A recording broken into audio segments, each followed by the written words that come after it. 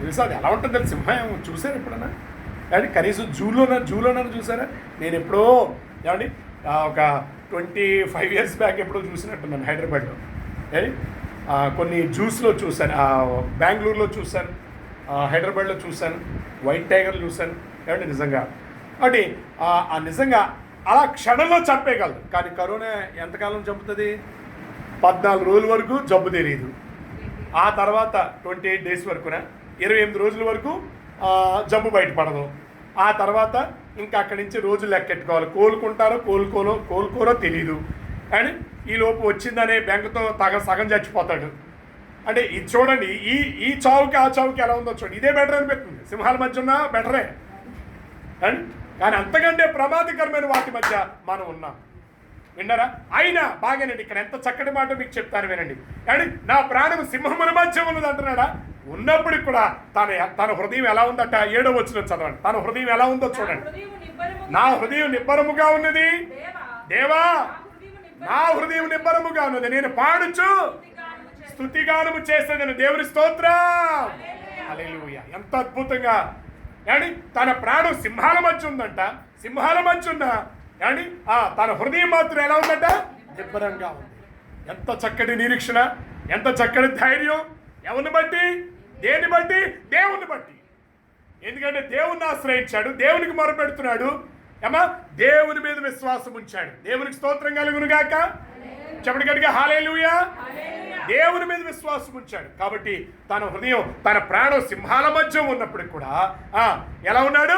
తన హృదయం నిబ్బరంగా. ఎవడైనా ఉండగలరా అండి? అసలు లోకస్తుడు ఎవరైనా ఉండగలరా? యేసుబాబు ఉండగలరా? ఎవ్వరు ఉండలేరు. 10 కుక్కలు ఒక చోట ఉంటే మనం పక్క వీధిలోంచి పారిపోయి వెళ్తాం, పక్క వీధిలోకి తిరిగి వెళ్తాం మనం. ఏమండి కాబట్టి ఇంత నిబ్బరమైనటువంటి హృదయాన్ని దేవుడు మనకి ఇస్తున్నాడు. హల్లెలూయా. ఎంత ఉన్నతమైనటువంటి దేవుడు. ఏమండి కాబట్టి నిజంగా నీ ప్రాణం ఎటువంటి పరిస్థితుల మధ్య ఉన్నప్పుడు కూడా, ఏమండి వింటున్నారా? ఎటువంటి పరిస్థితుల మధ్య ఉన్నప్పటికి కూడా ఏమండి నీ హృదయాన్ని దేవుడు నిబ్బరంగా ఉంచగలవాడు. హల్లెలూయా. నీ హృదయాన్ని ధైర్యంతో నింపగలవాడు. విన్నారా? నీ ప్రక్కన 1000 మంది పడినను, నీ కుడి ప్రక్కన 10,000 మంది కూలినను అపాయము నీ యొద్దకు. ఆ మాట పట్టుకుని ఎన్నోసార్లు ప్రార్థన చేశానండి ఈ కరోనా దినాల్లో. ఈ కరోనా దినాల్లో ఆ మాట ఒక్కటి పట్టుకుని ప్రార్థన చేశాను. నీ ప్రక్కన 1000 మంది పడినను, నీ కుడి ప్రక్కన 10,000 మంది కూలినను అపాయము నీ యొద్దకు రాదని చెప్పావు తండ్రి. చెప్పాడు దేవుడు. ఆ విశ్వాసమే దేవుని మీద ఉంచాలి మనం. అటువంటి నమ్మిక ఉంచాలి దేవుని సన్నిధిలో. నిజంగా అప్పుడు మనకి ఎలాంటి ధైర్యం కలుగుతుంది? నా హృదయం నిబ్బరముగా ఉంది, నా హృదయము నిబ్బరముగా ఉంది. కాబట్టి అటువంటి నిబ్బరమైనటువంటి హృదయం ఎవరివ్వగలరు? దేవుడు ఇవ్వగలరు. సింహాల మధ్య తన ప్రాణం ఉన్నప్పటికీ నిబ్బరమైన హృదయంతో ఉండగలిగాడంటే అది మాటలు కాదు. సంతోషంగా దేవుణ్ణి ఏం చేస్తున్నాడు? స్తుతిస్తున్నాడు. నేను పాడుచు స్తుతిగానము చేస్తాను. హల్లెలూయా. చివరిగా 5వ వచనం 8వ వచనం నుంచి చివరి వరకు చదివితే, అంటే 5వ వచనం 11వ వచనం ఒకటే, సేమ్ వచనాలు, 2 ఒకే వచనాలు. కాబట్టి ఏమండి దేవా, చదవండి 5వ వచనం. దేవ ఆకాశము కంటే అత్యున్నతుడుగా నిన్ను కనపరుచుకొనుము, నీ ప్రభావము సర్వభూమి మీద కనపడని. 8వ వచనం ఏమండి నా ప్రాణమా మేలుకొనుము, స్వరమండలమా సితారం మేలుకొనుడి, నేను వేకువనే లేచెదను, నీ కృప ఆకాశము కంటే ఎత్తైనది, మేఘమండలం వరకు వ్యాపించి ఉన్నది. ప్రభువా, జనములలో నీకు కృతజ్ఞతాస్తుతులు నేను చెల్లించేదను, ప్రజలలో నిన్ను కీర్తించేదను. దేవుని ఆరాధిస్తూ స్తుతిస్తూ ఉన్నాడు. ఏమండి ఈ వచనాల్లో దేవునికి స్తుతి ఆరాధన అర్పించబడుతుంది. ఏమండి మనం చేయవలసిన పని అదే. దేవునికి ఏం చేయాలి? స్తుతి ఆరాధన అర్పించాలి. స్తుతి ఆరాధన, కృతజ్ఞత. దేవుడు చేసిన మేలులకు కృతజ్ఞత ఉండాలని మన జీవితంలో. అంటే ఊరికే ఏమండి ఇక కృతజ్ఞత అంటే దాని మళ్ళీ ఆ టాపిక్లోకి నేను వెళ్ళట్లేదు. కానీ మన జీవితంలో కృతజ్ఞత ఎలా చూపించాలో దేవుని వాక్యం చెప్తుంది. కాబట్టి కృతజ్ఞత కలిగి ఉండాలంతే.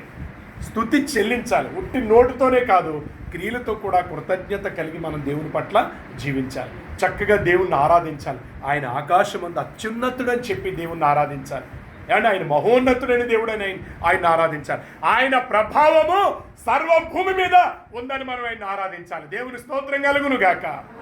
హల్లెలూయా. ఏమండి ఆయన కృప ఆకాశము కంటే ఎత్తైందని ఆయన కృపను హెచ్చించాలి మనం. ఏమండి ఆయన నామమును హెచ్చించాలి, ఆయన నామమును ఘనపరచాలి, ఆయన నామమును ఆరాధించాలి, ఆయనకు కృతజ్ఞతాస్తుతులు మనము చెల్లించాలి. భక్తుడు చేస్తున్న పని అది. ఆయన చేసిన మేలులకు, ఆయన చేసిన కార్యాలకు ఎంతో కృతజ్ఞతగా ఏం చేస్తున్నాడు? దేవునికి స్తుతి చెల్లిస్తున్నాడు, దేవుని ఆరాధిస్తున్నాడు. దేవుని ఆరాధించడం, దేవునికి స్తుతి చెల్లించడం నీ జీవితంలో మర్చిపోకూడదు. పనుల్లో పని చేసుకుంటూ నువ్వు దేవుని ఆరాధించవచ్చు, స్తుతించవచ్చు. ఏమండి నిజమే, లాక్డౌన్లో 3 నెలలు మందిరాలు మూయబడ్డాయి దాదాపుగా. ఏమండి చాలా వారాలు మూయబడ్డాయి కదా. మరి ఎక్కడ ఆరాధించారు దేవుని ప్రజలు? ఎక్కడ స్తుతించారు? వారి గృహాల్లోనే స్తుతించారు. వారున్న చోటున, వారున్న పాటునే దేవుని ఆరాధించారు, స్తుతించారు, ఆగిపోలేదే. కాబట్టి ఇప్పుడు కూడా దేవుని స్తుతించాలి. ఏ పని చేస్తున్నా దేవునికి స్తుతులు చెల్లించాలి. ఏ పనిలో ఉన్నప్పుడు కూడా దేవుని ఆరాధించవచ్చు. ఏమండి వింటున్నారా? ఒక్కొక్కసారి మనకు అనారోగ్య పరిస్థితిలో హాస్పిటల్లో ఉండొచ్చు ఈ టైంలో. అలాంటప్పుడు కూడా నువ్వు హాస్పిటల్లో ఉండి కూడా ఏం చేయొచ్చు? ఆరాధించవచ్చు, స్తుతించవచ్చు. ఏమండి ఈయన ఎవరు? ఆ కోతు నుంచి ఆ మనిషి పుట్టాడు అనే సిద్ధాంతాన్ని ప్రతిపాదించిన వ్యక్తి ఎవరండి? Charles Darwin. చార్లెస్ డార్విన్ హాస్పిటల్లో దేవుని గురించి తెలుసుకున్నాడు. నర్సు ఆయనకి పరిచారం చేస్తూ ఉండగా ఏమండి ఆ నర్సు ద్వారా బైబిల్ తెప్పించుకుని చదివి అంటే హాస్పిటల్లో ఏమండి ప్రభువుని తెలుసుకున్నాడు. కాబట్టి అనేక రకాలుగా ఏమండి కొన్ని భయానకరమైనటువంటి పరిస్థితులు ఉంటూ ఉంటాయి. ఆ పరిస్థితుల్లో కూడా నువ్వు దేవుణ్ణి ఏం చేయొచ్చు? అక్కడ స్తుతించవచ్చు, ఆరాధించవచ్చు. అంతేగాని మందిరంలోనే ఈ 1 గంటే ఆరాధించి స్తుతించి వెళ్ళిపోయిన తర్వాత ఇంకా దేవునికి నాకు ఏ సంబంధం లేదన్నట్టుగా ఉండకూడదు. ఏ సంబంధం నాకు లేదన్నట్టుగా ఉండకూడదు. చక్కగా ధ్యానిస్తూ స్తుతిస్తూ 55వ కీర్తన అంటాడు కదా, పక్కనే చూడండి ఒకసారి 16వ వచనం. 55వ కీర్తన 16వ వచనం. అయితే నేను దేవునికి మొరపెట్టుకుందును, యెహోవా నన్ను రక్షించును. సాయంకాలమున ఉదయమున మధ్యాహ్నమున నేను ధ్యానించుచు మొరపెట్టుకున్నాను. చూసారా? చాలండి. ఆయన నా ప్రార్థన ఆలకించును. చూసారా? నేను సాయంకాలమున ఉదయమున మధ్యాహ్నమున ప్రతి పూట నేను ఆయన్ని ధ్యానం చేస్తాను, మొరపెట్టుకుంటాను. దేవుని స్తోత్రం. దినమునకు 7 మార్లు నేను నిన్ను స్తుతిస్తానన్నాడు దావీదు. భక్తుడు, మహాభక్తులు అందరూ. కాబట్టి నిత్యము స్తుతిస్తానంటున్నారు. కొన్ని చోట్ల ఏమండి స్పష్టంగా ఉంది కదా, ఏమండి నిత్యము నీ నామం స్తుతింపదగింది, నిత్యము నేను ఆయనను స్తుతిస్తాను. దినమెల్లా నా నాలుక నీ నీతిని గురించి సల్లాపములు చేయును, స్తుతిగానములు చేయును. ఎంత చక్కటి మాటలండి. కాబట్టి అమ్మా వింటున్నారా? దేవునికి స్తుతి ఆరాధన చెయ్యాలి. దేవుని పట్ల కృతజ్ఞత స్తుతులు మనం చెల్లించాలి. ఆరాధన ఆయనకు అర్పించాలి. ఏమండి ఆయన ఆరాధించకుండా నువ్వు ఎప్పుడూ ఉండకూడదు. స్తుతి చెల్లించకుండా నువ్వు అసలు గడపకూడదు. కానీ కృతజ్ఞతాస్తుతులు చెల్లించడం ఎంత దేవునికి ఎంత ప్రీతికరమైందో తెలుసా? మనం చూపించేది అదొక్కటే, మనం చేసేది, మనకి ఇచ్చిన అవకాశం అదొక్కటే. కృతజ్ఞత కలిగి జీవించి ఆయనను ఏం చేయాలి? ఆరాధించాలి. కాబట్టి భక్తుడు చేసిన మంచి పనులు మనం కూడా చేయగలిగితే ఎలాంటి వాటి మధ్య మన ప్రాణం ఉన్నా, ఎన్ని ఆపదల మధ్య ఉన్నా మనం ఎలా ఉండగలం? నిబ్బరంగా ఉండగలం, ధైర్యంగా ఉండగలం. మన పక్షంగా జరగవలసిన ప్రతి కార్యము జరుగుతుంది, సఫలం అవుతుంది. దేవుడు మన ప్రార్థన ఆలకిస్తాడు. అట్టి కృప పరిశుద్ధాత్మ దేవుడు మనకు అనుగ్రహించునుగాక. ఆమేన్. లేచి నిలబడి ప్రార్థన చేసుకుని ముగించుకుందాం. లేచి నిలబడదాం. కృప కలిగిన తండ్రి, జీవాధిపతి నీకు స్తోత్రాలు నాయన. సర్వాధికారివి నాయన, సర్వోన్నతుడు నాయన, మహోన్నతుడు నాయన, దేవ మంచి దేవుడవు నాయన, నీకు స్తోత్రాలు తండ్రి. నిజంగా ఎలాంటి పరిస్థితుల మధ్య దావీదు నిన్ను ఆశ్రయించాడో మేము విన్నాము నాయన. ప్రభా, ఎలాంటి పరిస్థితుల మధ్య తన ప్రాణం ఉన్నదో మేము వింటున్నాము నాయన. అలాంటి పరిస్థితుల మధ్య తన విషయంలో నువ్వు ఆకాశము నుండి ఆజ్ఞ ఇచ్చి తనను రక్షిస్తావనే విశ్వాసం కలిగి ఉన్నాడు నాయన. ప్రభా, నీకు వందనాలు తండ్రి.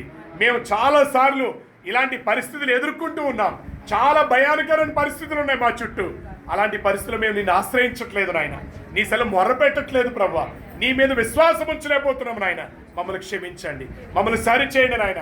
సంఘ బిడ్డలందరూ కూడా దేవా నిన్ను ఆశ్రయించే బిడ్డలుగా, నీ సన్నిధిలో మొర్రపెట్టే బిడ్డలుగా తండ్రి దేవానికి వందనాలు. దేవా నీ యందు విశ్వాసం ఉంచే బిడ్డలుగా ఈ బిడ్డలందరినీ బలపరచండి నాయన. ఎందుకంటే నువ్వు మహోన్నతుడువు, నువ్వు మా పక్షంగా కార్యమును సఫలం చేసే దేవుడు అయి ఉన్నావు. అంతేకాదు ప్రభా, నువ్వు ఆకాశమును ఆజ్ఞ ఇచ్చి మమ్మలను రక్షించే దేవుడుగా ఉన్నావు నాయన. అంతేకాదు మా చుట్టూ సింహములాంటి ఆయన దావీదు చుట్టూ సింహము లాంటి పరిస్థితులు, ప్రమాదకరమైన మనుషులు ఉన్నప్పటికీ కూడా తన ప్రాణమును ఎంతో నిబ్బరంగా ఉంచావు నాయన. తనకెంతో తన హృదయాన్ని నిబ్బరంగా ఉంచావు నాయన. ధైర్యంతో ఉంచావు నాయన. క్షేమంగా ఉంచావు నాయన. మమ్మల్ని కూడా మా చుట్టూ ఈరోజు చూస్తే చాలా భయానకరమైన పరిస్థితులు నాయన, చాలా ప్రమాదకరమైన పరిస్థితులు నాయన. అయ్యా మీరే మాకు క్షేమాన్ని ఇవ్వగల దేవుడు. మీరే నీ కాపుదల ఇవ్వగల దేవుడు తండ్రి. నీకు మా హృదయాన్ని నిబ్బరముగా ఉంచగల దేవుడవు. అపాయములో ఉన్న అయ్యా దేవ మేము నెమ్మదిగా ఉండగలవు నాయన. కేవలం నిన్ను ఆశ్రయించడాన్ని బట్టి తండ్రి, దేవ నీ మీద ఆధారపడటాన్ని బట్టి నాయన, నీ యందు విశ్వాసం ఉంచడాన్ని బట్టి నాయన నీకు స్తోత్రాలు ప్రభా. తన హృదయం నిబ్బరంగా ఉండగలిగింది నాయన. మా హృదయాలు కూడా నిబ్బరంగా ఉంచు నాయన. మాలో ఆయన ఆందోళన, అపాయములో ఉన్న ఆందోళనలో ఉన్న తండ్రి తాను ఎంతో నిబ్బరంగా ఉండగలిగాడు ప్రభా. మేము కూడా అలా ఉండగలిగే ధన్యత మాకు దయచేయండి అయ్యా. కొన్నిసార్లు చాలా ఆందోళనకు గురవుతున్నాం నాయన. అయ్యా అలాంటి ఆందోళన నీ నామం బట్టి మాలోంచి తొలగించు నాయన. అయ్యా మాలో ఎవరిలోనైనా విశ్వాసం కొదువుగా ఉంటే వారికి విశ్వాసము దయచేయండి. ప్రార్థన అయ్యా కొదువుగా ఉంటే ప్రార్థన జీవితాలు అయ్యా మాకు సమృద్ధిగా దయచేయండి ప్రభా. నిన్ను ఆశ్రయించడం మర్చిపోతూ ఉంటే నిన్ను ఆశ్రయించే ధన్యతలకు మమ్మల్ని నడిపించండి. నిన్ను శరణు వేడుకునే కృప మాకు దయచేయండి ఆయన ప్రభా. నిన్ను స్తుతించి నిన్ను ఆరాధించడంలో ఏమాత్రం వెనుకబడకుండా మమ్మల్ని అందరినీ బలపరచండి. చాలాసార్లు కృతజ్ఞత లేకుండా బ్రతుకుతున్నాం నాయన. నిజంగా అయ్యా ఈ అపాయముల్లో పడకుండా నువ్వు కాపాడినందుకు ఎంత కృతజ్ఞత కలిగి ఉండాలయ్యా. ఎంతగా నిన్ను ఆరాధించాలి బాబు. నిత్యము నిన్ను ఆరాధించాలి, నిత్యము నిన్ను స్తుతించాలి. భక్తుడు నువ్వు చేసిన కార్యాలకు తన చక్కగా తను పాడుచు స్తుతిగానం చేస్తానంటున్నాడు ప్రభా. ఎంత చక్కగా నీ కృప ఆకాశము కంటే ఎత్తైనదని నీ కృపను హెచ్చిస్తున్నాడు అయ్యా. దేవా నువ్వు ఆకాశమందు అయ్యా నాయన, నువ్వు ఆకాశమందు అత్యున్నతుడుగా నిన్ను నువ్వు కనపరుచుకొని పోర్చున్నావని దేవా నిన్ను హెచ్చిస్తున్నాడు నాయన. నిన్ను ఆరాధిస్తున్నాడు ప్రభా. మేము కూడా అలా ఆరాధించే భాగ్యం, నిన్ను స్తుతించే భాగ్యం మాకు దయచేయండి. స్తుతి అయ్యా కృతజ్ఞత లేని జీవితాలు మాకు వద్దు నాయన. అయ్యా నిన్ను ఆరాధించని బ్రతుకులు మాకు వద్దు నాయన. అయ్యా నిన్ను ప్రేమించని జీవితాలు మాకు వద్దు నాయన. దయచేసి అటువంటి శాపగ్రస్తమైన జీవితాలు మా దరికి రాకుండా చేయను ఆయన. నిత్యము కృతజ్ఞత కలిగి ఆరాధించే ఆ ధన్యతలోకి మీరు మమ్మల్ని నడిపించమని అయ్యా. సంఘ బిడ్డలందరినీ మీరు ఆశీర్వదించమని అయ్యా. నీకు వందనాలు ప్రభా. వారి బయటికి వెళుతున్నప్పుడు లోపలికి వస్తున్నప్పుడు క్షేమమును దయచేయను ఆయన.